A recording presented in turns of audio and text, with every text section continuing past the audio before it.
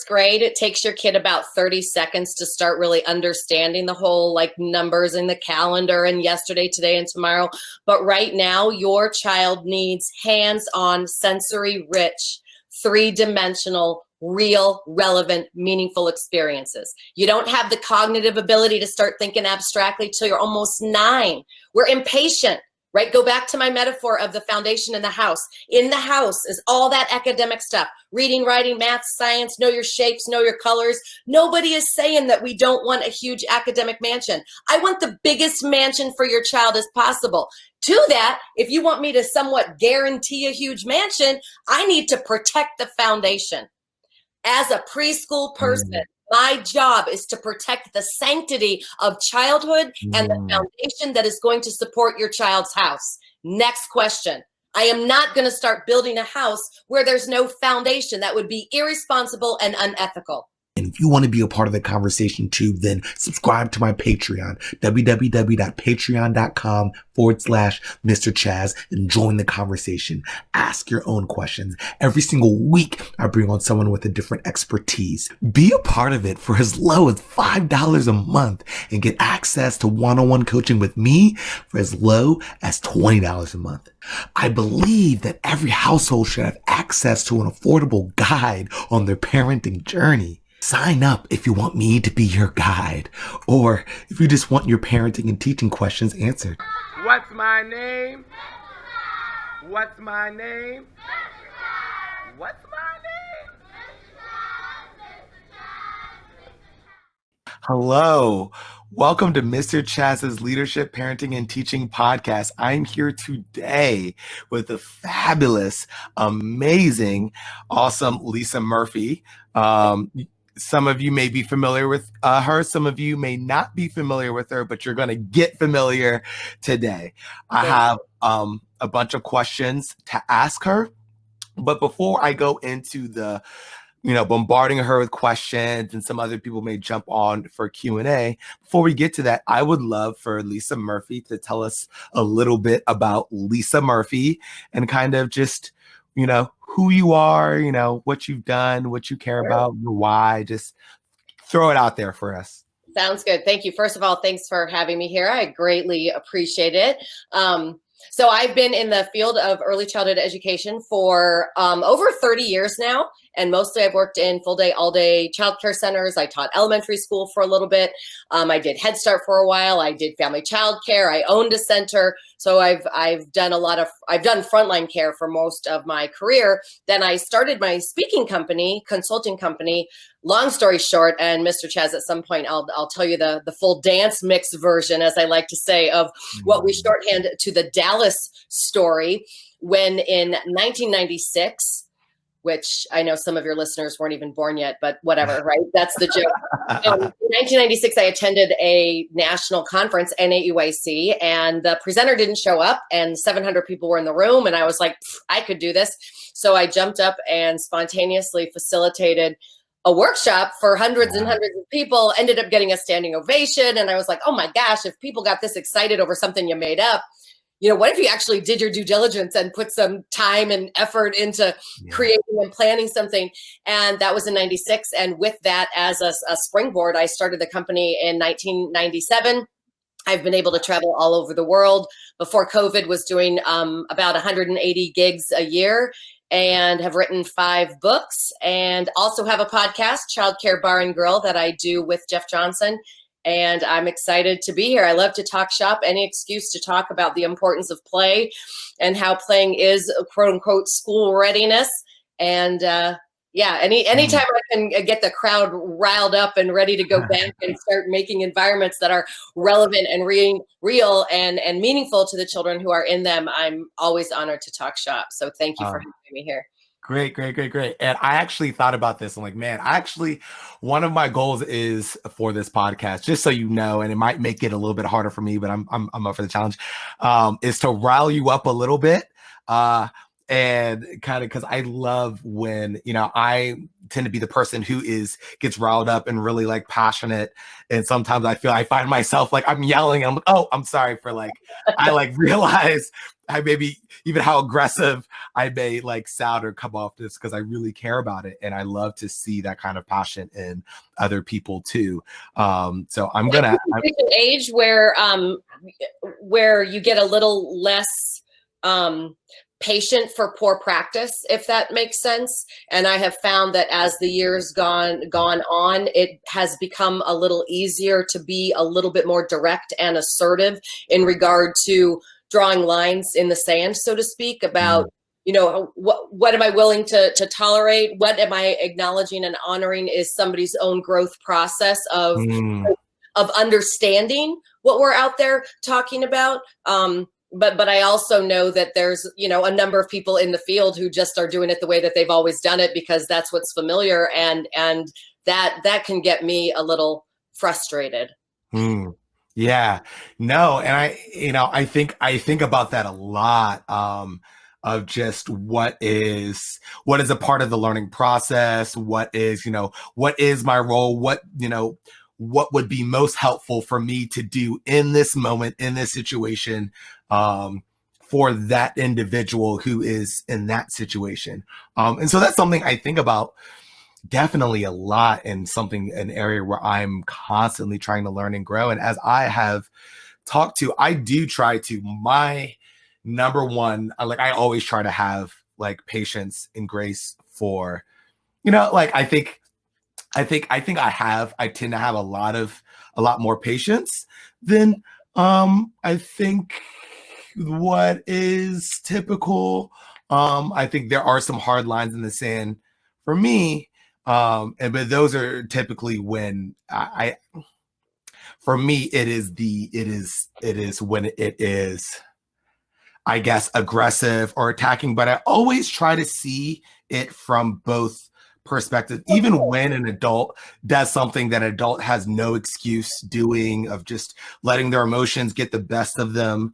I really do try to see it from their perspective, their upbringing, and sometimes, and a lot of times, really try to unpack all of that, before, even before the okay, this is the practice and this is what you should do. Okay, let's kind of unpack why that happened. Why did we have such a strong reaction to that? Let's explore that. And so that's, typically kind of my approach. And sometimes people are open to it. Some people are like, wow, you're right.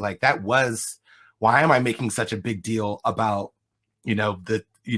us being behind schedule a couple of minutes, or that mess being on the floor? It can be cleaned. It's, me freaking out about the mess on the floor, us being behind schedule, when we take a step back, is not as, is not as detrimental, as important as that child or that person, even adults, that person's,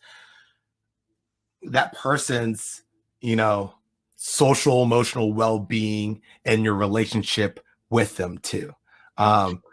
And I've got two things I want to toss into that. So you use the word patience a lot, which is good. And up until a year ago, I used to say patient too, right? That's a quality that we want with people working with children and families. Patience. Then I read an article that was very, very old, and it threw us a curveball. And my colleague Heather and I actually did a podcast about it, the difference between patience and understanding. I think the reason that we often get called patient is what we're displaying is actually an understanding. Yeah. I appear to be very patient with toddlers, but it's because I have a complete understanding of what 18-month-olds and 2-year-olds bring to the table. So I think having understanding can often be interpreted as being patient. But the one thing in the article that I absolutely loved was that patience, the way we use the word patience, I'm running out of patience with you. It implies that there's a limited supply of it.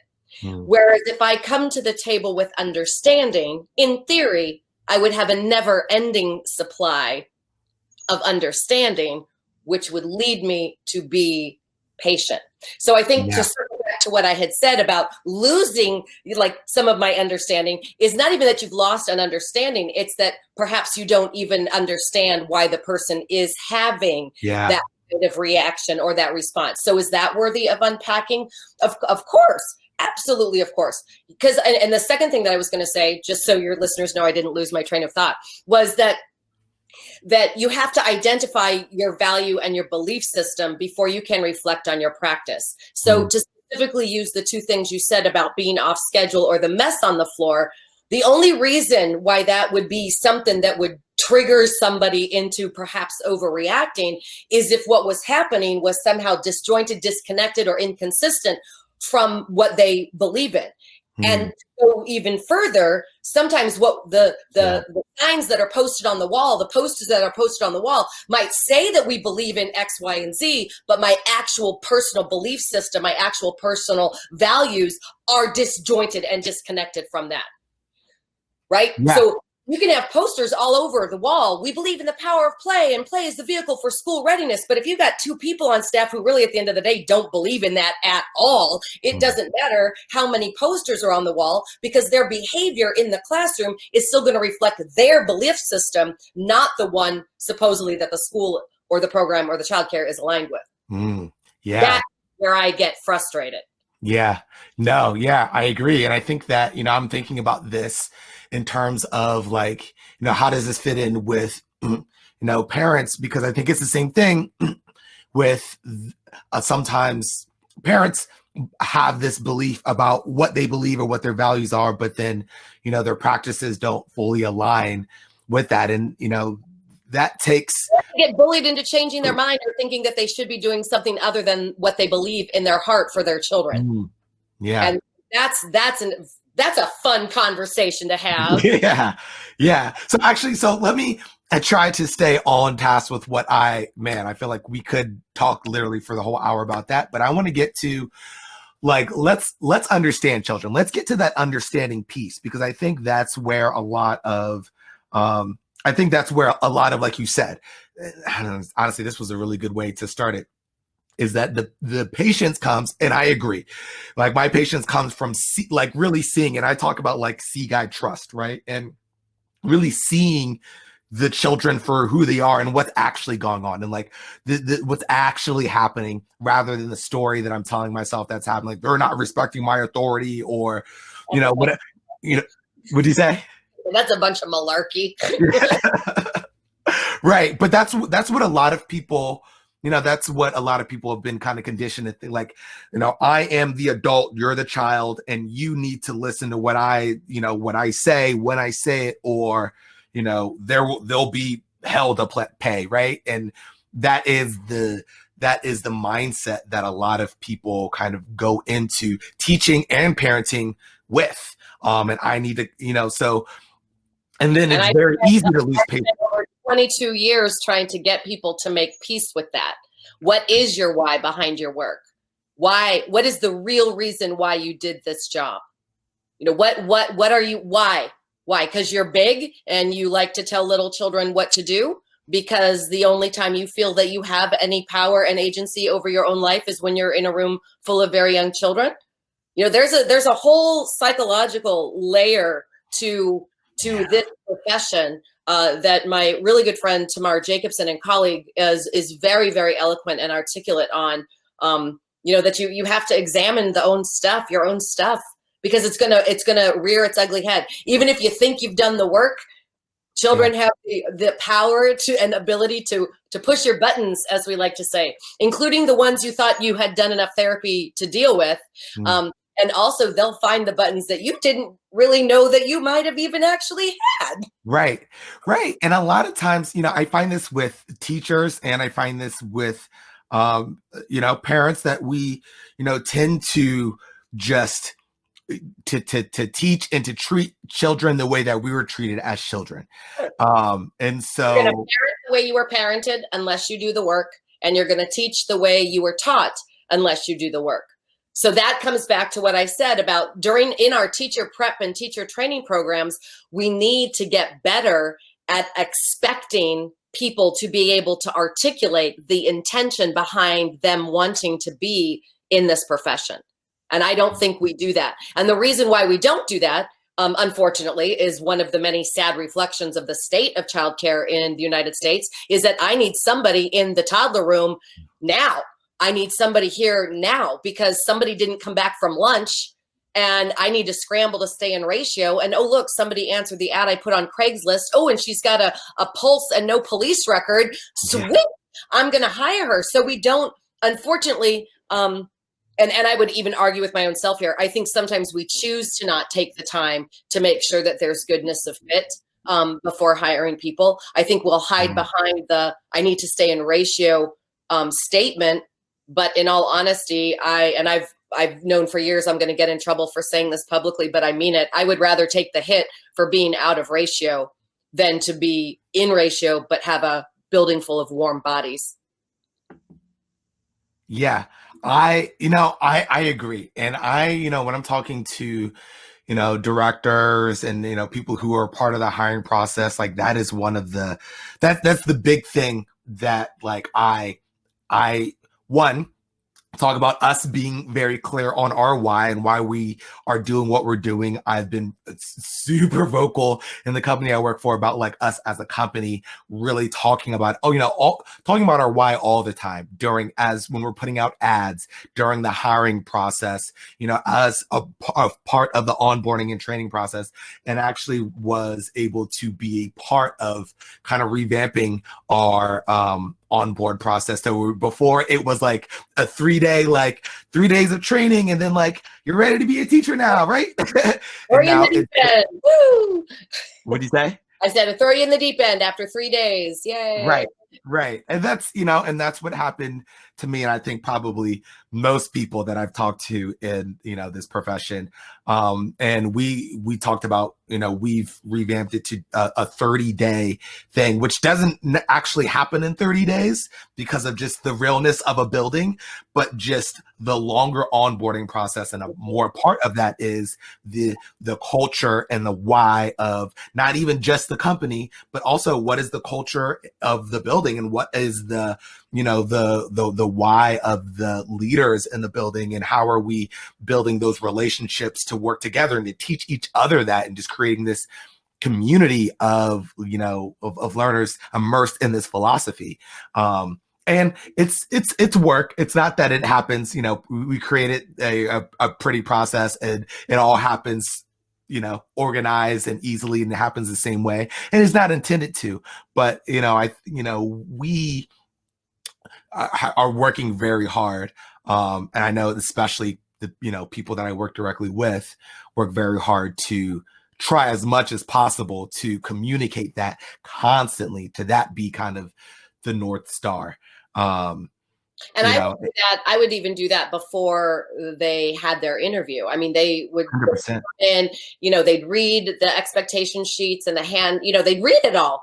And I would be like, is there anything in here that's going to be a stumbling block, right? That like is really against kind of what your philosophy and belief system is. Because like you said, we can work through a lot of stuff, we can. But like if there's some huge philosophical disconnect between the person who's about ready to interview me and the program that we're running, and of course sometimes they lie, right? So they're like, yeah, everything's great. I'm going to be your best. So, but all right, but fair enough. And as an administrator, not that I'm policing, but it's like I have a point of reference that on this date, you verbally acknowledge that you were kind of aligned with this. So if your practice then shows me after you potentially get hired that there's not, then that is a teaching training opportunity for me. Where was that? Was there something not clear in what I asked you to read prior to the handbook? Were you just thinking you could come in and get away with doing your own program in your own classroom? Okay, well then maybe we can work on that. But I think programs as a general rule, and I am being very general right now, but as a general rule, programs do need to get better at being clear about their expectations, both for their employees, and for the parents. Parents have every right to be told, cards on the table, this is what we do here. And it's not my job, quite honestly, to convince you that this is where your kid should be. I know it's the best program for a kid, but I'm not going to convince you because then I'm going to potentially be spinning my wheels the whole time that you're here, trying to get you to buy into it, where we need to establish that trust and that rapport and that relationship on the front end, so that you don't feel like I, pulled one over on you. Like if my program goes outside to play winter, spring, summer, fall, but you kind of imply that you only go out during whatever nice weather might mean, but that parent has every right to be upset that, and you may not even want to, like, even further, like, I think we should be very open and transparent, like instead of like I'll go even further, just not trying to convince, is saying like, maybe this isn't the place for you because this is what we do. You don't just want it's not just about your team being all on the same page. You want your parents to be all on the same page too, because they're part of the process too. And they can communicate and talk to each other. And then we're all working together. We're all moving forward in the same direction. And there's a lot less friction there. So, there is, go ahead. I was going to say trust is crucial. I mean, it's at the heart and soul. And I'm sure most of your listeners and you yourself, you're familiar with Maslow, right? The triangle guy, and the basic needs at the bottom, and self-actualization was his language for the top. And in early childhood, I equate the self-actualization part to a really strong program and a really good curriculum, all that great, amazing stuff. But it doesn't matter how many stars you have or how accredited the program is, if people don't know that their basic needs are going to be met there. And you don't start to trust that your basic needs are going to be met if there's no relationships, right? And relationships come from trust. So to me, all of the other stuff is pomp and circumstance. To me, it comes down to whether or not this relationship is starting off on a trustworthy note. 100%. Now, okay, let's get to like the concrete specifics. What does a good program in your mind, in your view of what does a good program look like? Like, I want to be able to, all right, Lisa, so I'm walking into I'm going to spend a day in Lisa Murphy's perfect world, 100% funded millions of dollars a day. Perfect world. But that's funny because I don't think you don't need a lot of money to run a play-based. I know, right? Yes. I mean, an ideal program is well, first of all, it would be play, like not and no modifier in front of play.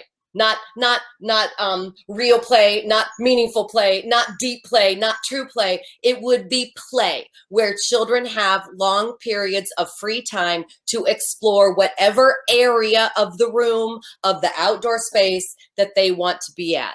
And it's not because I realize a lot of your listeners might not be familiar with my work. So I do have to put a little clarification here. A play-based program, a child-centered program, does not mean that kids are running around naked with paint flying through the air and kids getting to do what they want while adults are cleaning up the mess. There's structure, there's consistency, there's boundaries, there's expectations. The only thing that's missing, and it's missing on purpose, is the adult's need to control the children. So to that, if you were in my class and you were 4 years old and you wanted to stay at the block area for an hour and a half, nobody is going to tell you that you need to stop. And it's not, again, I'm going to repeat myself, it's not because the adults don't care or they're not invested or they have some kind of willy-nilly, airy-fairy, crunchy granola mindset. It's that I know as an adult, I'm facilitating your play. I can translate your play into different language for somebody who might walk in and be like, every time I walk in, Mr. Chazz is never leaving the block center. He's been in there for a month and a half. And I'm being like, yep, you are correct. And let's break down a little bit for you what's actually happening in that block center. So because I know that the staff are able to articulate that language, that is one of the support statements, so to speak, on why the children aren't mandated to change centers, right? So we're facilitating a playful space, whether you show up at 6 a.m, whether you show up at 2 p.m, we play here. I have 7 things in the playbook that we talk about, 7 things you're going to see happening on a daily basis in any environment, whether you call yourself play-based or not. Those are the seven things that need to be happening. And then in the Being Child-Centered book, I actually give you the 9 attributes of a child-centered program. So there is a framework, right? It's not this willy-nilly, do what you want. I'm in a crabby mood, so let's blow off circle time. It's not like there is an amazingly high level of intention and passion and dedication and commitment.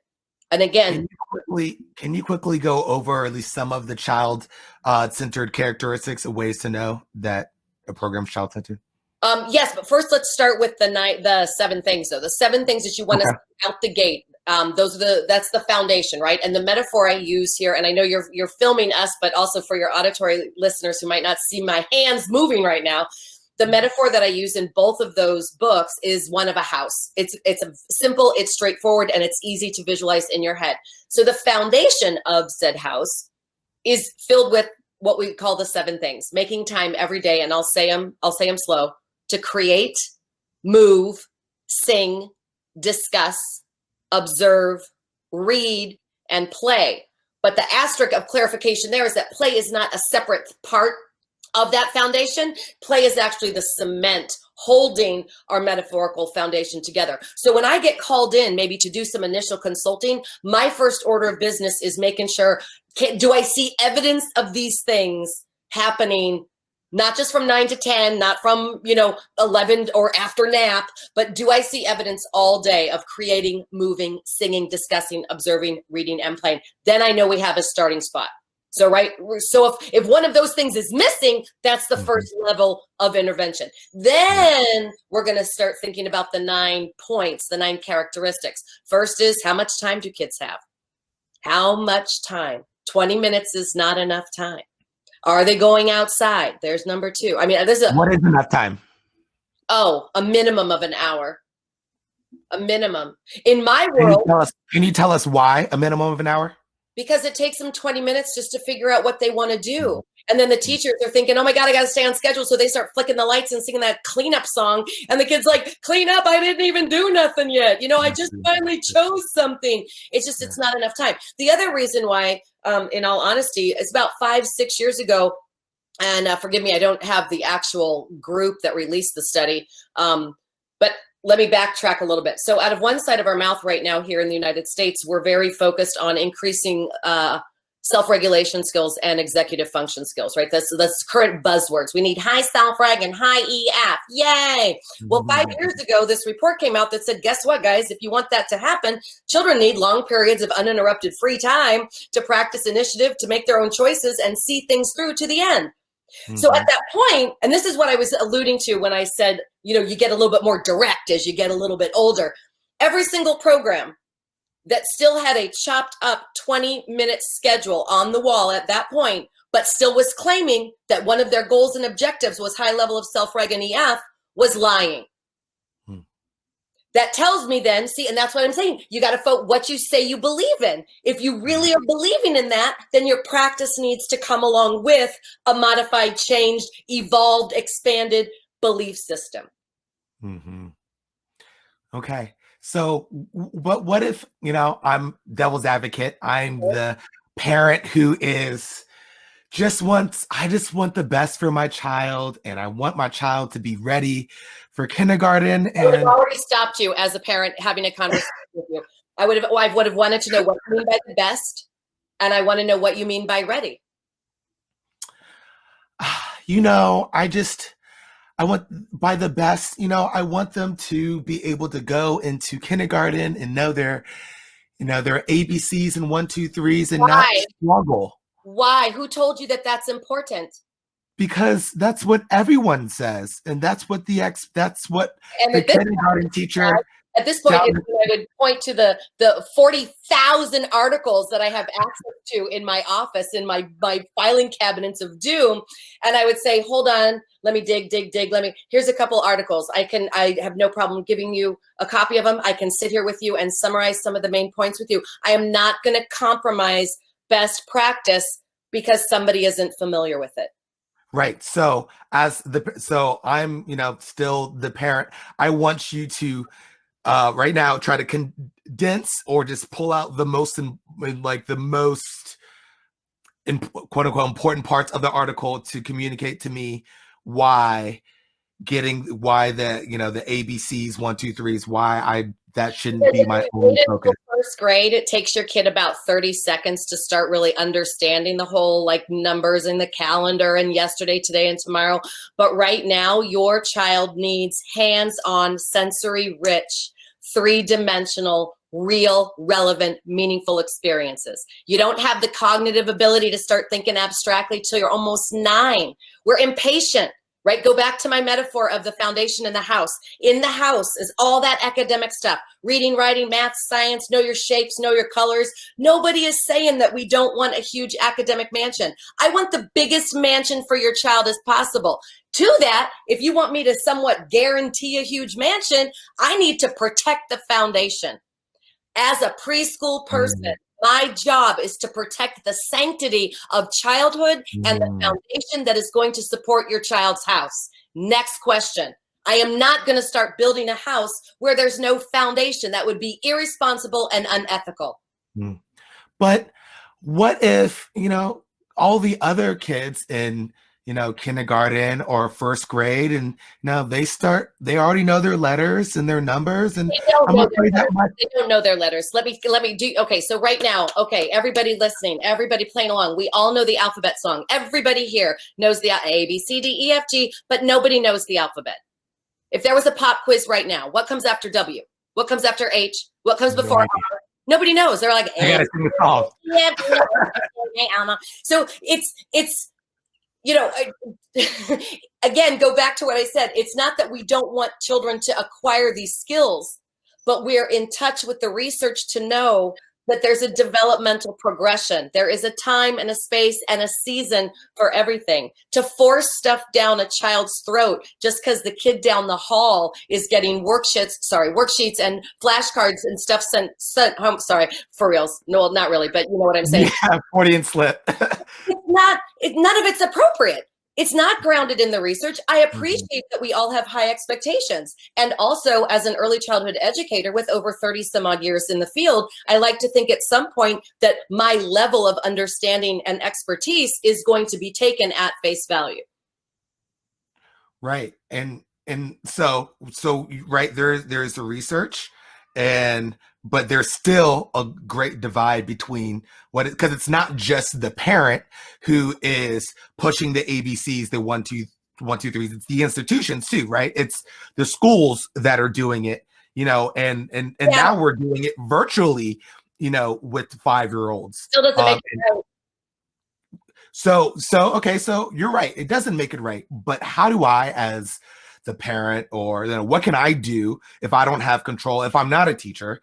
What are some things that I can do to... So as a parent, if you know that you're in a program that is overemphasizing the house instead of the foundation, okay? If that child is preschool, meaning that child has not yet gone to kindergarten, I want whoever is listening who feels that they're in that spot to call me. You can call my 800 number, 477-7977. You can get on my website. You can send me an email, and we can talk about why, not even just metaphorically, or even just metaphorically, how the foundation needs to be strong before we start building the house.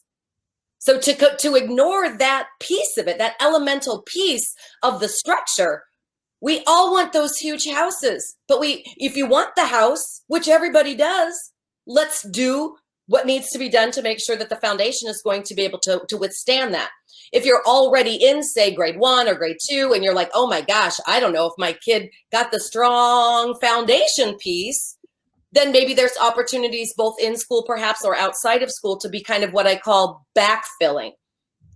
Maybe the school, and maybe it's not the hill I'm able to die on as a parent. Maybe they don't have music class anymore, right? Well, okay, can we be singing at home? Can we be singing as we're taking a bath? Can we be maybe singing to the air, right? It doesn't have to be perfect, just plucking one of my 7 things out there. And I write about that in the book, is that you don't have to look far to see what happens when you ignore the foundation. Academically, educationally, in the United States, sadly, a lot of children's houses are falling down. And it's because we started building too soon. We have children who hate school at 3 and 4, 4th grade. It's because we've been doing stuff to them. As soon as they pop out, we want them to know the shapes. Why? Why can't they be children? Rebecca Marcone, there's another name drop for you. Rebecca Marcone repeated her study numerous times, and what she found is that if you want long-term school success, children need to spend the early years in hands-on, play-based, relationship-based early childhood educational environments. All of the children in the studies that she did, and when she replicated them, all of the children who were in what we would call academic hurry up, get them ready, that hot house readiness programs. At the end of first grade, they were they were testing higher, but the summer between first grade and second grade, the scores just plummet. But if we, and it's, I think sometimes, especially with people who aren't familiar with the body of work that I've written and with the workshops that I'm out there doing, it might sound a little pie in the sky. And I totally appreciate that and understand it. And that's why I'm going to bring you back constantly to the metaphor. Making time every day to do those 7 things makes a strong foundation. And then we're going to start building that house. And in that house is all the stuff I think that culturally in the United States, we've been kind of brainwashed into thinking that that's more important, that it's more important that my kid can count to 100 than to learn how to get their shovel back. But we all know that that's not true. We know that. Every single adult right now listening to your podcast, watching this episode, listening to the episode, you all know somebody who got fired from a job at some point, not because they couldn't do the work. They could do the work just fine, but they had no interpersonal relationship skills. And unfortunately, I think in the United States as well, we've been kind of convinced that is those are soft skills.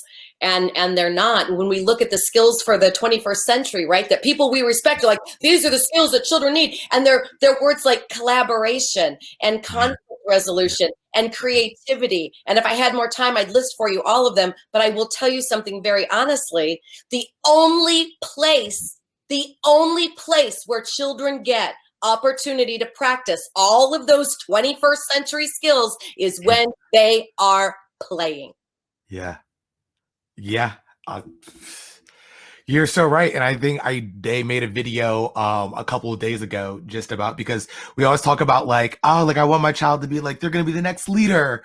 And, and sometimes people are like, my child's bossy. Like they're going to be, the next CEO. I'm like, well, it's going to take some other skills too that we can be actively working on and talking about in terms of them, of talking about emotions, of them, actually getting the things that they need, of, going out and playing in the dirt and just allowing children to be children. Like that's what's going to help them be leaders in the future.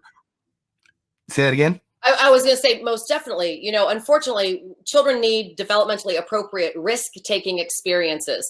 And I'm 51. I don't mind saying that. Developmentally appropriate risk-taking when I was little was going down metal slides, face first, butt naked on sheets of wax paper. It was climbing trees. It was falling out of the trees. It was holding a rope around the back of a bike on a skateboard while someone, we were doing stuff. We weren't afraid to try things. We were told, and it sounds kind of, ridiculous when you think about it, but my mom would throw us outside and say, come back when the streetlights were on. And you'd go back if you were hungry and if you were bored, whatever. But now we have children who unfortunately have been so bubble wrapped that developmentally appropriate risk-taking experiences, because we're like, no, don't do that. No, be careful. Oh, no, stop it. Get off that. Don't touch it. You might get hurt. You might get hurt. Unfortunately, what's happening is one of two things. Number one, they grow up looking for it because they didn't get it.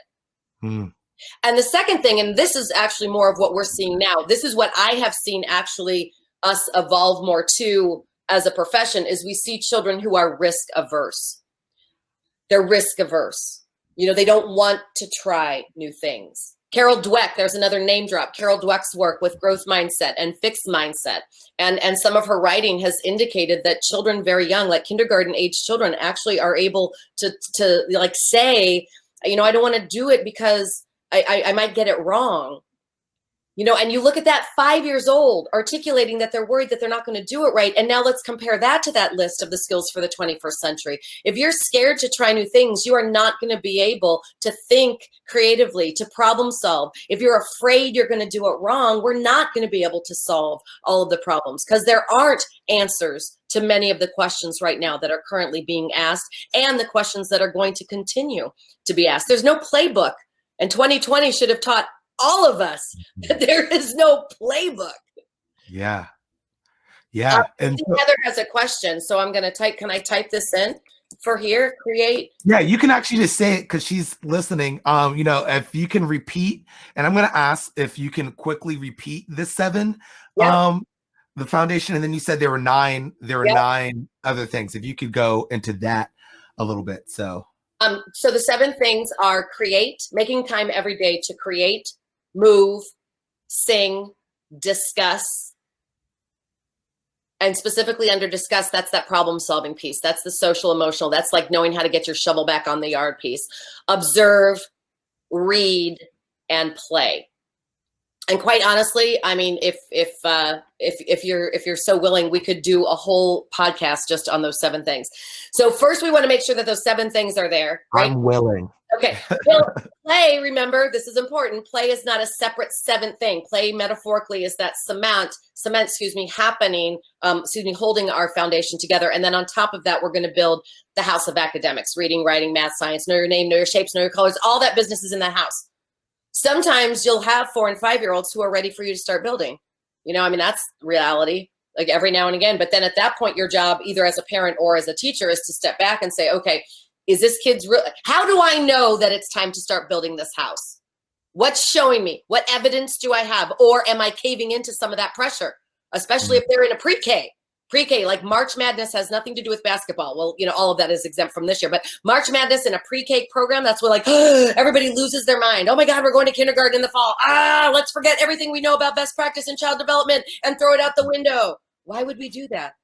Why would we do that? So those are the 7 things that then support the house. And then the 9 attributes of being child-centered is making sure there's enough time, is going outside, is examining your rules, meaning that you don't need a lot of them. That dances together with number 4, which is the secret to good teaching, which is controlling the environment and not the little people in it. Number 5 is being a facilitator versus being an instigator. Number 6 is being able to articulate the intention behind your work. And quite honestly, Mr. Chazz, seriously, my 3 favorite questions in the world: what are you doing? Why are you doing it? And who is it for? And I think that I would even offer that for your parent listeners too. What am I doing? Why am I doing it? Who is it for? Where did it come from that I think that my 2-year-old needs to speak 4 languages and count to 1,006 languages? Where did that come from? Number 7 is a working understanding of the theorists, the folks who paved the way, because nothing I'm telling you philosophically in the short, brief time that we've been together today, nothing I'm telling you is new. It is grounded in child development. It is grounded in theory. It's grounded in the research. And I think that's important, especially for new listeners, to realize that this is not, and I say this very seriously, this is not like Lisa Murphy's personal preference on what early childhood education should look like. I might be very vocal in regard to maybe being a new voice on the scene of saying it, but I'm not saying anything different. And I think it's important to realize who else said it: Vygotsky, Dewey, Montessori, Piaget, even moderns. We're all saying it, right? It's not some new novel way of creating environments for children. Number 8 is, it's a silly, keep it real.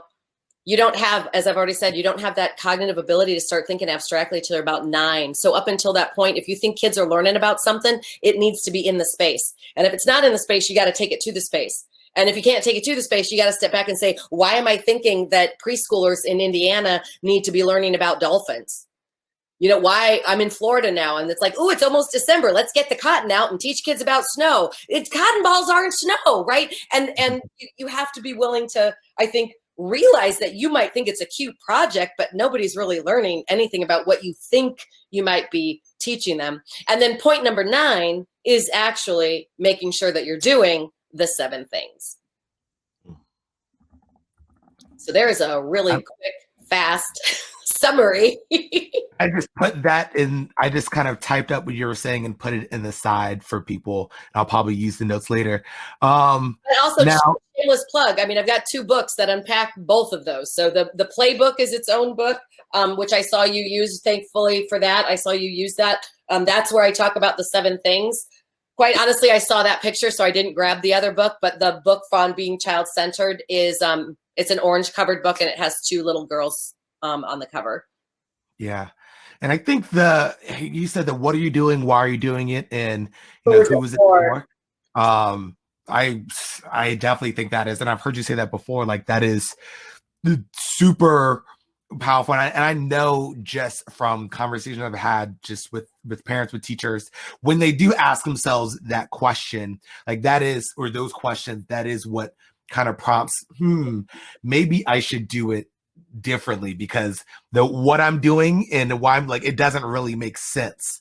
Right. And like, it's, a lot of times it's for, in the classroom, what we're doing is either, for the parents, or just because that's what we've seen, or that's what we've experienced, or that's what makes us feel like a good teacher, or that is, yeah, that is real teaching for us. And it doesn't really have anything to do with the children and how and what is like real and relevant and what they respond to and what they care about. And a lot of times, and that creates more frustration from us. There are a lot of people, a lot of parents that I talk to that were like, when the pandemic or when quarantine started, I started to try to teach my child, do preschool at home, but like pointing to the letters on the wall just wasn't working. And I quickly realized that I had to do, Because it shouldn't have been working anyway. It shouldn't have been even being done in the first place. yeah, That's right. what wasn't working. Children are fantastic at letting us know through their action, their language, and their behaviors that perhaps what we are expecting of them is misaligned developmentally, right? And that's very important. It doesn't mean that 2 years, a year from now, 6 months from now, it might be 100% appropriate. But right now, we have to remember that children aren't learning anything about anything that they're not interested in. And I would even say that the same thing goes for adults. If you are not interested in it, it doesn't matter how engaging the presenter is, how awesome the PowerPoint is, or how cute the activity is on Pinterest. If you have no interest in it, it doesn't matter. So talk to me a little bit, because I think the concept of developmentally appropriate will be kind of new to a lot of my listeners. Okay, So so here's a quick course. Well, the whole position statement of developmentally appropriate practices has recently been revised. I'm going to whittle it down to the vocabulary I use, because I also think that it will reinforce a lot of what I've said here. And forgive me, I don't have any pens, or I draw a really silly box. I would draw a box with 4 boxes inside of it, right? So 4 quadrants, if that language works, right? 4 quadrants, the 4 domains, developmentally, the 4 domains of what we call DAP, developmentally appropriate practice. And I'm going to say them slowly, because in case somebody's writing the boxes down, in box top left box, you're going to write social emotional development. The box under that, you're going to write physical development. By that, I mean like large motor and also fine motor, small motor stuff. Top right box, you're going to write cognitive development. Bottom right box, you're going to write language literacy development. In my ideal play-based program, every single adult in the building can translate the play that is happening, not the adult-directed play, but the total 100% child-initiated play within an environment that has been set up by the adults based on the ages, the stages, curriculum, whatever. The adult has set up this space. Now the adult is serving as the facilitator. I now, as the adult in that room, need to be expected to be able to link everything that I'm seeing and witnessing and bearing witness to back to those domains. So that when that parent comes in, or when the grandma comes in, or when the principal walks in, it doesn't matter. And perhaps because they're trained in other areas, they don't see what I see. And that's okay, because when I walk into their place of business, I don't see what they're trained to see, right? It goes both ways. So I get really good at showing you how, when your kid is seeming to be always just in the block center when you show up to pick him up, let me start translating that for you. Let me start showing you how block play comes back to cognitive development, language and literacy development, physical development, and social emotional development. You could spend a whole podcast just on that. What does that actually mean? Where is there what are the words that link to those 4 domains in each center, in dress-up center, in the sensory bin? when I'm outside, when I'm at the science table, when I'm at the reading area, when I'm at the writing area? Does every single play episode link to all 4? Not always, but I guarantee it links to at least 2. Yeah. And the more time children have for that play episode, the more likely you're going to see evidence of all 4. Yeah. So when I have a parent that was new, a brand new program, in brand new enrollee, I would draw that square on a piece of paper, and I'd say, this is everything we do here is reinforcing all 4 developmental domains of your child. All 4 are equally weighted. There are schools in town who will tell you that cognitive is the only one that's important.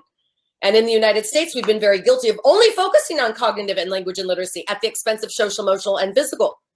Mm-hmm. And that's not acceptable. All 4 domains are equally weighted. And if you look at the parental empowerment piece of that, so we had parents that came through our program, they started at 6 weeks old, then they went on to kindergarten, and some of them transitioned into an elementary school that, unbeknownst to anybody, didn't have recess. And they were like, what? Well, we had now parents who were able to go to the school board meeting and to the principal and say, you are ignoring an entire domain of my child's development. Look at that advocacy. That's how stuff gets started. But that's because as early childhood people, we share what we know with the parents. We don't keep all of that knowledge, right? Yeah. It's my job to disseminate the daylights out of all that and make sure everybody has what they need so they can make the best choices, best informed choices for what is best for their child. It's not my job to convince. I had a parent stop me one time. I'd left one program to open a family childcare program, and he ran into me in the grocery store, and he kind of pushed his cart up against my cart in a playfully friendly way. But he's like, "All right, I'll give you 3 minutes to convince me that my child needs to be in your program." I'm like, dude, I'm not in the business of convincing anybody. You either trust me or you, and in all honesty, I don't even need, hold on, let me backtrack because my brain goes faster than my mouth, but I want to say what's in my head. I've had people say to me, but wouldn't it be awesome if principals and superintendents knew all this about child development? And everybody take a breath right now, because of course the ideal answer is yes.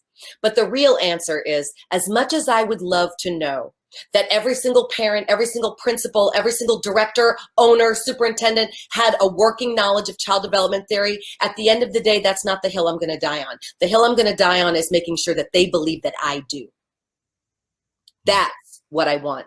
I don't need you to know it. I wish you did. I don't need you to. I need you to trust that I do. And then I will be informed by that knowledge as I set up environments that have the highest and best interest of your child in mind. Yeah.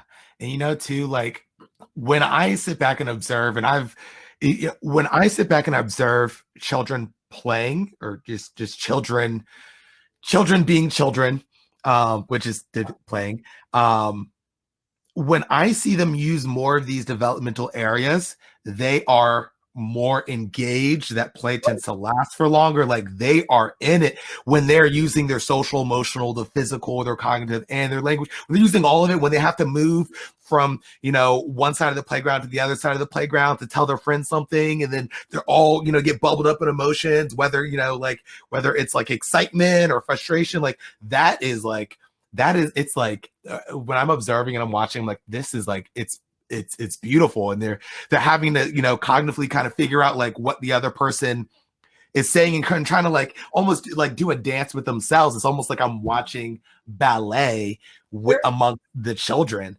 And imagine if I only gave you 10 minutes to do that.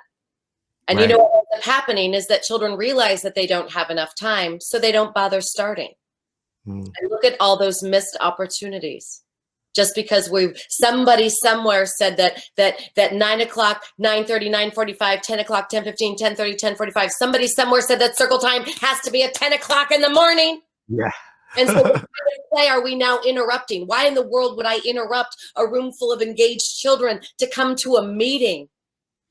One last question, Lisa. One last question. I know we're running out of time. I just want to put the DAP in context. Sure. of just, how is it if, so we're mentioning like the cleaning up. So if we're only giving children 20 minutes and then we're rotating them, as we do, how is that not developmentally appropriate? What area is that not, developmentally appropriate in? And it's ignoring the fact that children can't switch that fast. It's ignoring the fact that children don't learn compartmentally. So if I have a schedule that says for a certain time of the day, we're doing math, and then we do art, and then we do science, and then we do circle, I'm ignoring the fact that actually math is happening all day long, right? So it's compartmentalizing their day. Plus, it's not real.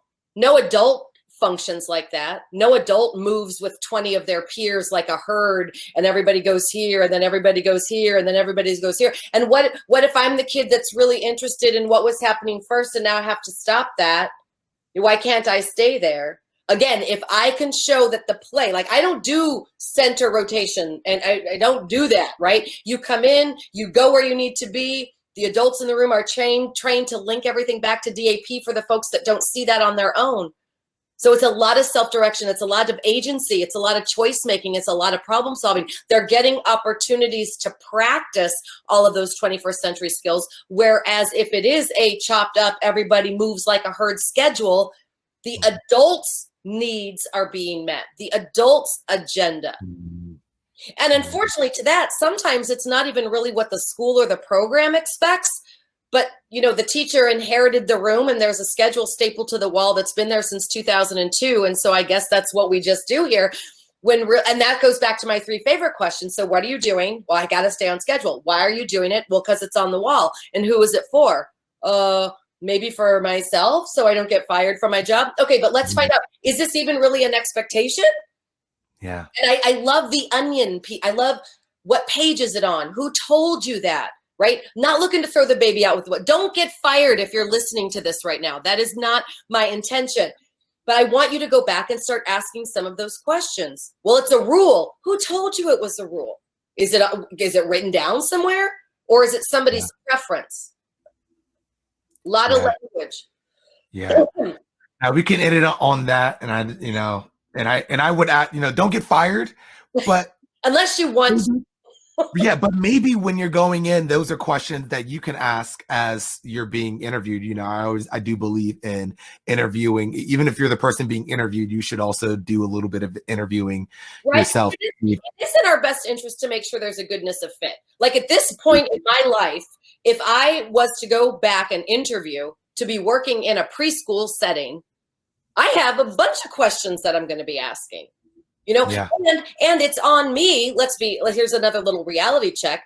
If you are, let's say you're more aligned, if you had to draw a continuum, like let's say you're really close to what I've been talking about for this last hour, and you go in for an interview and they're like, and the 2-year-olds do reading time, and we have TVs in the 4-year-old classroom, and and if they lay their cards on their table and you accept that position, you have no room to whine or moan or complain about how not developmentally appropriate that program is, because they were transparent with you. Cards on the table. Now, if you're at a program that's more like what I've been talking about this last hour, and then they decide they need to change their mind, then there's room to be like, whoa, time out. I think we need to have a little recalibration meeting. Like, again, where's this coming from? What are the 3 questions? But when like some programs are straight up like, we don't use food in the classroom. All right. So if that's going to be an issue for you, don't accept the job. Yeah. Or realize that that's going to be something that you're going to have to compromise for a little bit, right? It is that dance, like you said, not just ballet with children and watching that whole process, but also with the adults who are working together there as well. Yeah. Communication. Well, thank you so much, Lisa, for coming on. Man, this was definitely such a pleasure. And I know you just gave so much value to so many people who are out there listening, who aren't in the early childhood world. Now, to clarify that, if you have a kid, you're in the early childhood world, right? Right. If you even just know children, I think everything we've spoken about today has some point of reference. Yes, yes, 100%. And I guess I really meant the, professional, people, a lot of people don't do it professionally. So it's not something that people even really think about a lot. The first time they really even think about preschool is when they're dropping their child off for one, or when they're doing tours, which, happen differently now. But I just want to say thank you for Thank you. coming I on. really And appreciate it. It was a I lot of really appreciate it. And maybe some months down the line, we can do something like this again. What's my name?